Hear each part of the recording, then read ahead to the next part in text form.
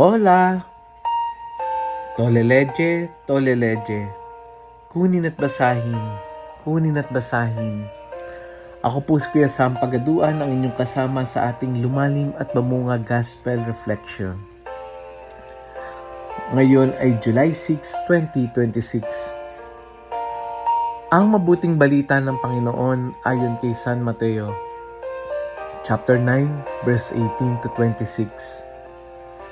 Noong panahong iyon, samantalang nagsasalita si Jesus, may dumating na isang pinuno ng mga Hudyo. Lumuhod ito sa harapan niya at ang sabi, "Kamamatay lamang po ng aking anak na babae. Ngunit sumama lamang kayo sa akin at ipatong ang inyong kamay sa kanya at mabubuhay siya." Tumindig si Jesus at sumama sa kanya, gayon din ang kanyang mga alagad. Sumunod din ang isang babaeng may 12 taon ng dinudugo.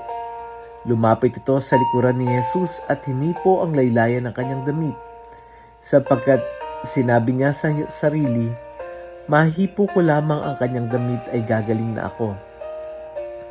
Bumaling si Jesus at pagkakitay sa kanya ay sinabi, "Anak, lakasan mo ang iyong loob. Pinagaling ka ng iyong pananalig."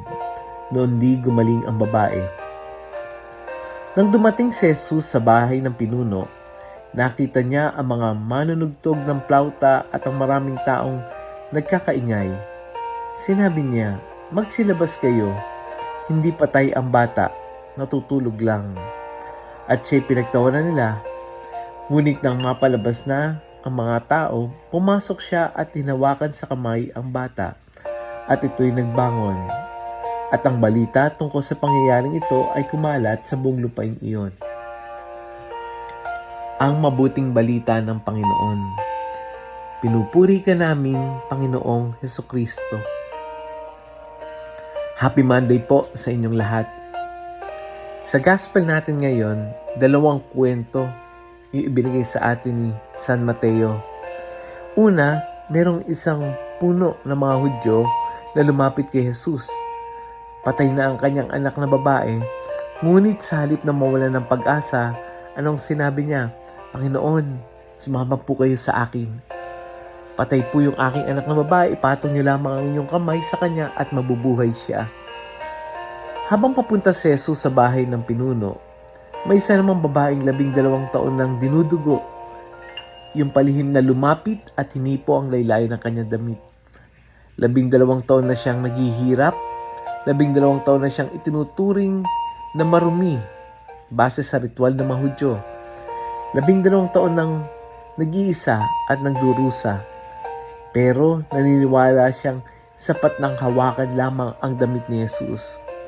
Kaya nung ito ay mapansin ni Jesus, anong sabi niya? "Lakasan mo ang iyong loob, pinagaling ka ng iyong pananampalataya." Nadata ni Jesus pagdating sa bahay ng pinuno na nagkakagulo na yung mga tao. Tumutugtog yung plauta. Ano ang sabi niya? "Lumabas kayo, umalis kayo, hindi patay ang bata, natutulog lamang." Anong initial reaction sa mga tao? Pinagtawanan siya. Kaya siya, nung lumabas na sila, siya'y pumasok, hinawakan ang kamay ng bata at ito'y muling nabuhay.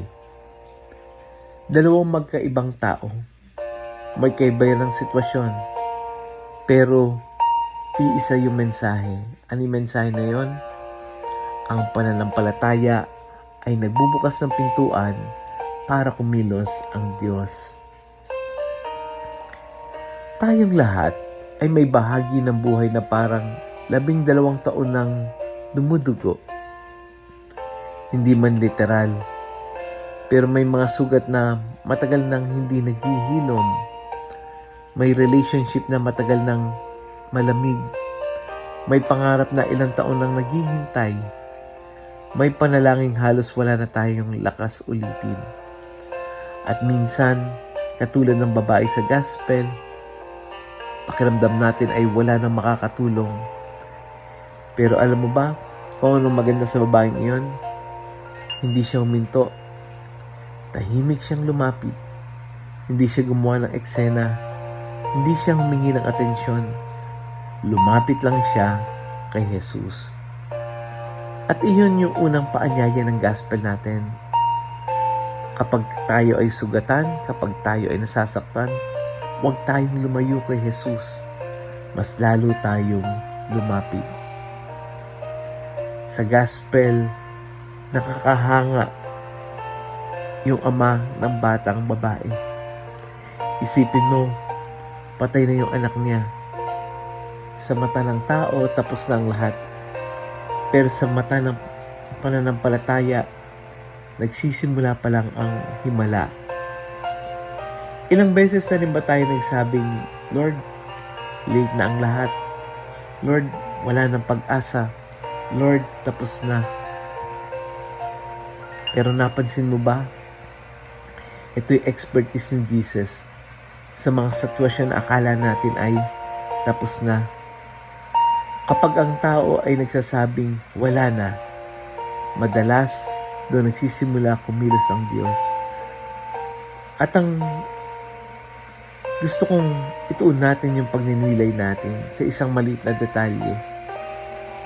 Habang nagmamadali si Jesus papunta sa bahay ng pinuno, huminto siya para sa babaeng dinudugo. Siguro kung tayo yung ama, baka isipin natin, Lord, pwede bang unahin mo muna yung anak ko? Pero pinapakita rito ni Jesus na ang Diyos ay kailanman hindi nalilito. Alam niya yung kanyang perfect timing. Habang inaakala nating, naku, delayed, naku, wala. Abala pala siya sa paggawa ng himala na hindi pa natin nakikita. Kaya ngayong araw na ito, ano yung hamon sa atin ng gospel? Huwag mong itigil yung panalangin na matagal mo nang pinagdarasal. Kapit lang. Kapit lang. Ikaw, anong bahagi ng buhay mo ang matagal mo nang sinukuan? Baka hinihintay lang ni Jesus na muli itong ipagkatiwala sa Kanya.